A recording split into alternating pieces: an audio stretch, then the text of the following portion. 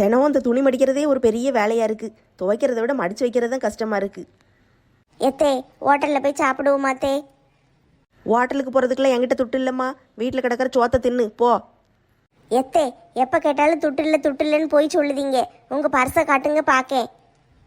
இந்த பாரு. உள்ளே திறந்து பார்க்க போகிறேன். கெட்டு கெட்டா பணம் இருக்க போது.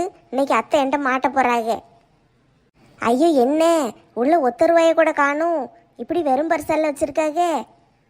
ஐயோ இப்போ ஹோட்டலுக்கு வேற போகணுமே, ஆசையாக இருக்கே. என்ன செய்ய? சரி பெசாட்டுக்கு நம்மளே உள்ள காசை வச்சுட்டு அத்தைகிட்ட காசு இருக்குது ஹோட்டலுக்கு கூட்டு போங்கன்னு சொல்லுவோம். எத்தே காசு வச்சுக்கிட்டே இல்லைங்கீங்களோ? இங்கே பாருங்க பர்ஸில் எவ்வளோ காசு இருக்குது பாருங்க. ஏட்டி இந்த பர்ஸை கொடு. இந்தாங்கத்தே. அது ஒன்றும் இல்லட்டி, பக்கத்து வீட்டு பரிமளாட்ட 2000 ரூபா வீட்டு செலவுக்கு வேணும்னு கடன் வாங்கி வச்சுருக்கேன். இதை வச்சு தான் இந்த மாதம் பூரா ஓட்டணும்.